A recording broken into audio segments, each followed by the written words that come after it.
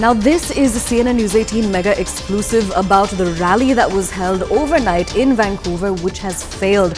What we've learned is that only 20 to 25 separatists had attended this protest that was taking place in Vancouver, and we'll give you more information about what intelligence sources have told CNN News 18. Approximately 25 separatists from across Vancouver area, they gathered outside of India's High Consulate to demonstrate, and those are the visuals that we're showing you, stills from that protest that's taking place overnight. Now, they protested against India for India's alleged role behind the assassination of Khalistan Sikh homeland activist Hardeep Singh Nijjar. The Canadian flags were also waved alongside separatist flags to demonstrate support for Canada's actions in exposing India's targeting of Sikhs. We're crossing over to CNN News 18's foreign affairs correspondent to get us more on this. Abhishek, tell us more about the protests that took place. We know that ever since that Justin Trudeau government has alleged those allegations against Indian agencies' alleged role in the killing of Hardeep Singh Nijjar, the Sikh Khalistani extremist group in Canada, they had called for a rally and protest in support of their cause in front of Indian missions across Canada, in Toronto, in Ottawa, and on 25th of September. And this is what has happened. But two things that should be underlined here. First, that this time the Canadian government, the Canadian police, and then the law and order institution was well alert to stop any untoward incident from happening. And we saw that before the scheduled time of protest, there were certain barricades that were put across the Indian High Commission's missions, and to protect any protesters from jumping over and going near to the visibility. So that was probably the reason why those barricades were put.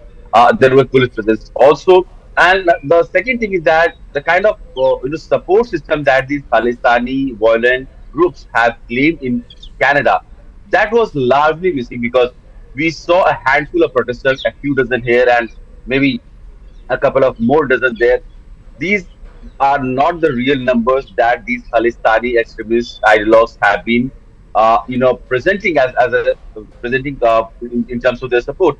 They wanted to express a show that would justify their actions, that would kind of tell the world how much strong their support base is in Canada. But we saw a few dozen people gathering in front of the High Commission building and protesting, and with all those yellow Khalistani flags waving, and they chanted anti-India slogans. They disrespect Prime Minister Modi's photograph, but that was all. They didn't have much support. We couldn't see a few hundred people gathered there to support their cause and protest against India. So that kinds of punctures the whole narrative that Khalistan has a huge base amongst the diaspora, even in Canada.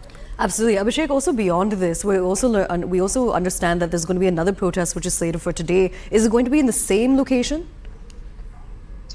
Yes, I mean, there are multiple locations that these protesters have asked for, especially around wherever the Indian communities presence is concentrated, where the Indian High Commission or Indian Missions building are located. But this time, looks like the Canadian authorities are also well aware and alert of the fact that this could escalate to further bring down the already low diplomatic row that has erupted in India-Canada relations in the last 1 week. So they are pretty alert this time that there should be no violence and no disturbance that should go beyond the jurisdiction of a peaceful protest. So this is what the Canadian authorities are trying to do this time.